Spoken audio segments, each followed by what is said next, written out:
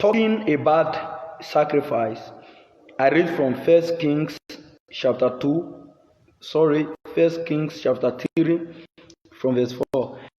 And the king went to Gibeon to sacrifice there, for that was the great high priest. 1,000 burnt offerings did Solomon offer upon the altar.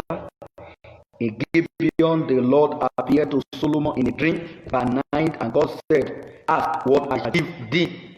Here we learned that the king Solomon, he offered 1,000 burnt offering unto the Lord. I mean, the sacrifice was so huge.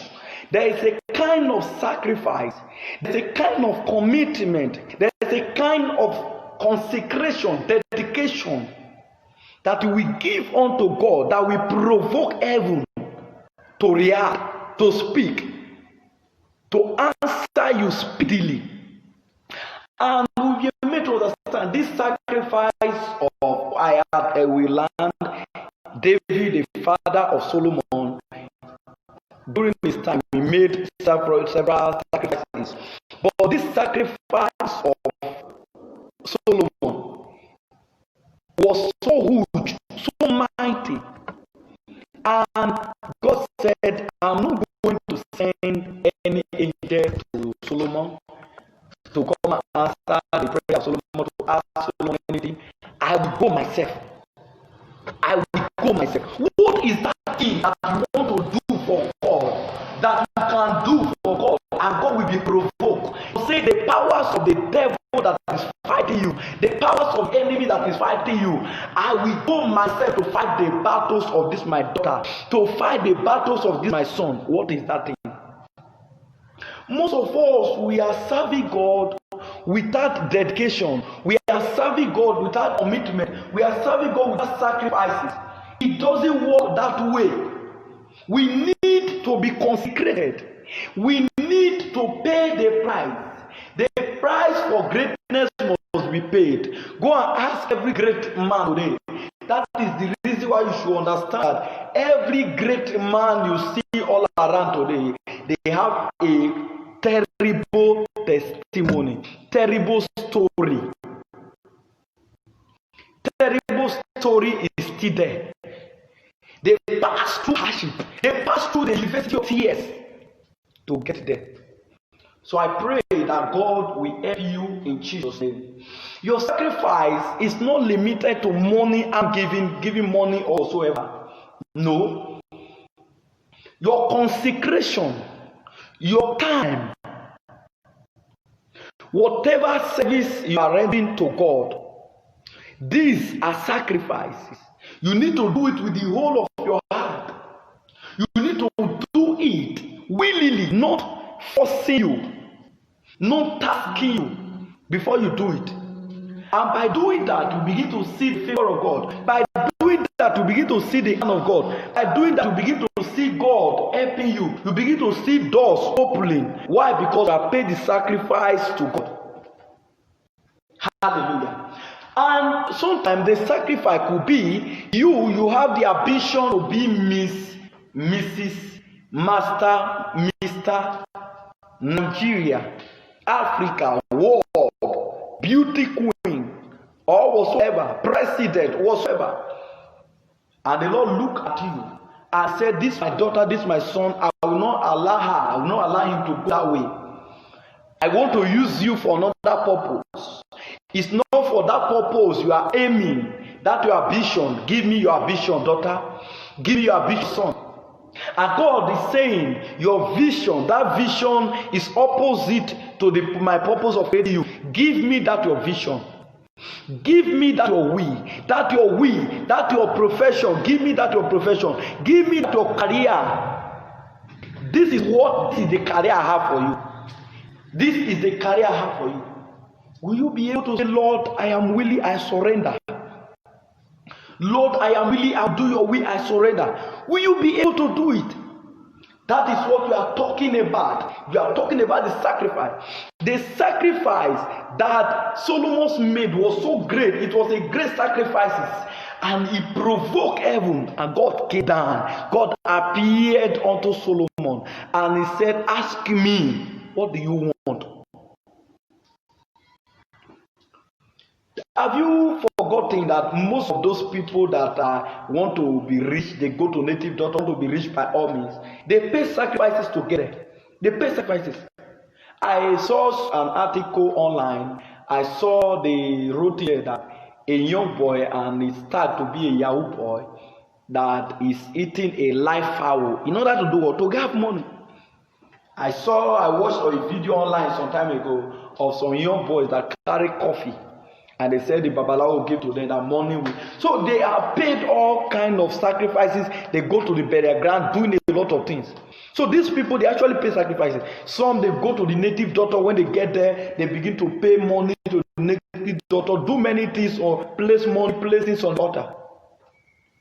And somebody says something. He said, if anybody summon you at the altar of any native doctor, if anybody summon you, they begin to make incantation. He said, why can't you take a seed in your hand and take it to the altar of God, place it upon the altar of God, and you say, altar of God, fight for me. Most of us want to serve God without commitment. We want to serve God without giving anything to God. It will not pay. We will not receive a reward. Nothing will change in our life. If you must move to the next level in your career, if you must move to the next level in your spiritual life, if you must move to the next level of life in whatever you are doing, you must pay a sacrifice. It demands sacrifice. Once that sacrifice is paid, it is to come. That's why, as a student in school, students in school, a paid examination is a sacrifice. After that examination and you pass, you will be what? You will be promoted. It's a sacrifice. How many of you right there, you say, I'm a Christian, you say, I love God and all, but you are doing nothing to proclaim the gospel. You do nothing to the propagation of the gospel. You do nothing to advance the kingdom of God. You can't even give to ministers. I mean genuine ministers. You can't even give to genuine ministry for the propagating of the gospel. Everything you just say, oh, amen, amen, amen. You only want to receive. You want to serve God without losing anything. You want to serve God without giving anything, without any sacrifice. Which kind of Christian, which kind of person are you? If this is how the Christianity started, I don't think we have been where we are today. These apostles, they paid, they sacrificed, they paid with their own blood too. Jesus paid the greatest sacrifice by God, by the virtue of God giving us his only begotten Son. No wonder that the Bible said that greater love has no man than a friend did what? Laid down his life for his friend. There is no greater love. That is what Jesus has done. Jesus is our friend. He loves us too much. He's not willing that any should perish. He wants all to come to salvation, for all to come to salvation, to repentance. That is why the Bible said that for all have sinned and come short of the glory of God. But for God so loved the world that he gave us his only begotten Son, that whosoever believeth in him should not do, should not perish, but have everlasting life. He brought everlasting life to us. God has given us the greatest sacrifice. So what do you want to do? Do you want to call the greatest sacrifice today? Is it giving $1 million to a genuine minister that we call a greatest sacrifice? Is it giving a $1 million to a genuine ministry? Ministry, when I talk about a genuine minister or a genuine ministry, I am talking about ministry that are leading people to salvation, that are still reconciling men to God, that are teaching holiness, the way of making heaven, the way of escape from the great tribulation that is coming upon the earth. Prepare so for heaven. If you give $1 million and they are able to use it, to utilize it in a way that glorify God, support their life, to do many things, and upon doing the work of the Lord, so God say, don't you know that you also have a reward? Don't you know that by the virtue of that sacrifice you have given, that God will reward you? you will also be counted among those that pay the sacrifice for that souls to be saved. But some of us, we feel unconcerned. We don't care. It's only when we want to receive. The man of God pray for, amen, amen, amen, amen. But we don't care either the man of God, how he's living, how he's caring. We don't care how the ministry is going. We don't care whatever. We are only hippie for our own self. We are only hipping the things of this world. Hipping. But I pray that God will help us. I pray that God will help you. You worship me. This year you have to make up your mind. A year for you to partner with any minister. A year for you to partner with any ministry to preach the gospel. Even though you cannot go out to preach, let your money begin to preach the gospel. Let your prayer begin to preach. You say, I don't have money. Why can't you choose a man of God, a woman of God, a ministry, a nation? You begin to pray for. You begin to pray for their salvation. You begin to intercede. And you are living right. You can also pay sacrifice by prayers, offering praises to God. You need to understand that sowing and reaping cannot come at the same time. It's not possible for sowing and reaping to happen in the same time. No, it may not actually happen at the same time. There is a time to sow and there is a time to reap. A time for sowing is a time of sacrifice, and it's a time of weeping, and it's a time of pain. It's a time of tears. You are sowing. Sometimes you sow all you have. Sometimes you give all. But the time of reaping is a time of joy. It's a time of jubilation. It's a time of happiness. It's a time of harvest. It's a time of rejoicing. And sometimes today, you begin to see people reaping, and you will ask yourself, you say, how come? How did this people get to this stage? And they will tell you their testimony. They will tell you their story. That see, many years ago, some months ago, some days ago, I went to this place and I invested. I sowed. I paid sacrifice. I consecrated. I did the will of God. That was what also happened when we look at the story of Elijah and Elisha and the sons of the prophet. Those sons of the prophet, they were still supposed to have gotten the power of Elijah. Matters supposed to, there are many, so many matters that would have been reviewed and it be released upon them. God knows how he would have done it. But these sons of the prophet, they were not willing to pay sacrifice. They were not willing to dedicate. They were not willing to commit. They are just there in church. They don't care if things are moving forward. They praise the Lord. People are getting blessed, praise the Lord.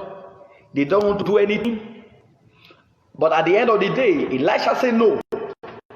I have been a man of sacrifices. Not now and not ever will I let my master to go. I will be with you. Where you go, I will go. He followed him. He paid the sacrifice. Even when the sons of the prophet wanted to discourage Elisha, don't you know that your master will leave you today? Don't you know that your master will go today? He said, I know. Hold your peace. He keep on following his master. But do you know what? After he has gotten the double portion, after he has harvested, after the reward has come, these sons of the prophet, they became a what? They became a slave. They became servant to Elisha. That is how many of us are in the church today. We are there. We are not willing to pay sacrifice. We are there. We are not willing to grow. But by the time somebody comes and the person begin to pray, and the person begin to consecrate, and the person begin to give, and God elevate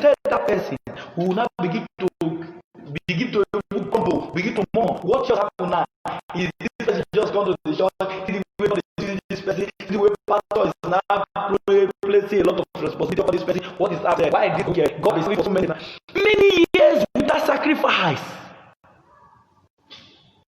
You have been serving God. Many people have meant in life. They will say they give it testimony. They are even proud when they are giving that testimony. They said, I became born again in the year 1990 something. In the year 80 something. I became born again. I became sanctified. I became filled with the Holy Ghost. And you ask them, what have you achieved since you became born again? You are born again, but you are not achieved anything till now. Which kind of born again is that? You are born again but not achieve anything. You are born again, your life is not growing. You are born again, you are not yielding fruit. And Jesus said, any branch in me that does not bear fruit is head down. I will cut it off. Will you open your heart to Him? Will you come to Jesus? Will you pay the sacrifice? The sacrifice for your greatness, will you start to pay now? Or you want to remain at that level that you are? That level in your spiritual life, that level in your financial life, in your business, that level in your life, that level that you are in now, that calamity, that problem, the devil, they accuse you. Will you pay a sacrifice that will provoke heaven to send divine intervention to you? Will you pay a sacrifice that will move the hand of God to say, I am coming down to deliver my daughter. I am coming down to deliver my son. Listen, a time of sacrifice is a time of tears. Sometimes if it's a financial sacrifice or whatever you have, you say, I am taking this thing. I want to sow it. Do you know that whenever you give to a man of God, whenever you give to a ministry, do you know the ministry? You are actually transferring your battle. You are transferring your problem. You are transferring your calamity. You are transferring your sickness, the challenges. You are saying, man of God, I am tired. Take. Then God begin to look at you. Then God begin to fight for you. Do something this year. You must be a kingdom financier this year. You must be a kingdom financier this year. You must advance the kingdom of God this year with whatever means, either with your time, with your consecration, with your dedication, with your praying. You are laboring, you are praying for minister, for ministry. With the little you have, you are giving. Or you are going out to begin to preach. To begin to preach. As you do that, God will reward you. God is calling each and every one of us. If you say you are a Christian, if you say you are born again, He said, go ye into all the world and preach the gospel. Go ye into all the world and preach the gospel. The gospel that must be preached. The gospel that must be preached. Then will the end come. We keep preaching until the end come. We keep telling the people to turn away until the end come. Like in the days of Noah. Noah preached for so many years. We still continue to preach. Don't be tired. You think most of the time it's easy with some persons that they give up all that they have. They give it up unto God. Their time, their vision, their own will, their own vision, whatever, name it. Even their certificate, like our father, the Lord Pastor Kumuyi, I learned that those days that he burnt his certificate. I don't know, I was told. Many people. They came, he was a lecturer, but they look at him. He said, I'm choosing the way of the cross. I don't care. They even called him that you're mad, you don't have sense, something is wrong with you. But they never look at things. He have seen the way of the cross, that way that lead home. I must follow, I must follow. I must follow, I must follow. I must pay the sacrifice. He followed it. And today, look at the story in this world and in the world to come. Reward is coming for him. The same thing, God is calling you to consecration. God is calling you to commitment. God is calling you into dedication, into giving, sacrificing. Sacrifice your time. time, sacrifice your will. Your own will may lead you to hell. Your own will may destroy you. And many people today, you have your own will to be great, your will to do this, your will to do that. But God is saying that will destroy you. No wonder the Bible said that there is a way. That way is made right unto a man. This way is made right unto a woman. This way, you are not seeing the end of the way.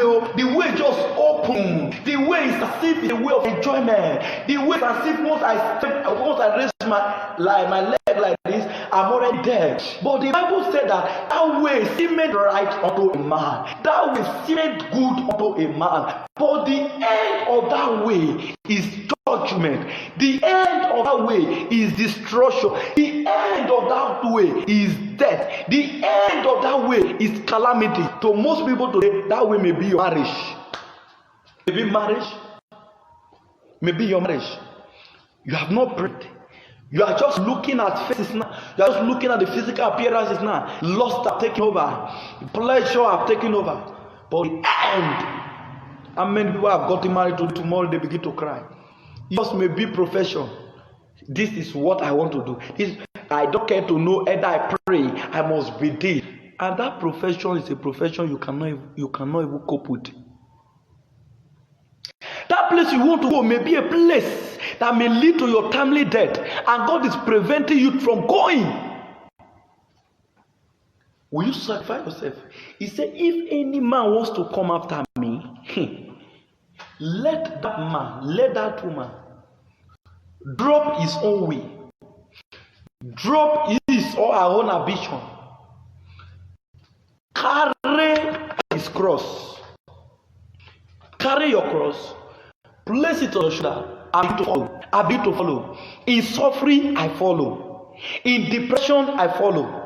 In disgrace, I follow. In shame, I follow. In poverty, I follow. In tears, I follow. And you are saying, Lord,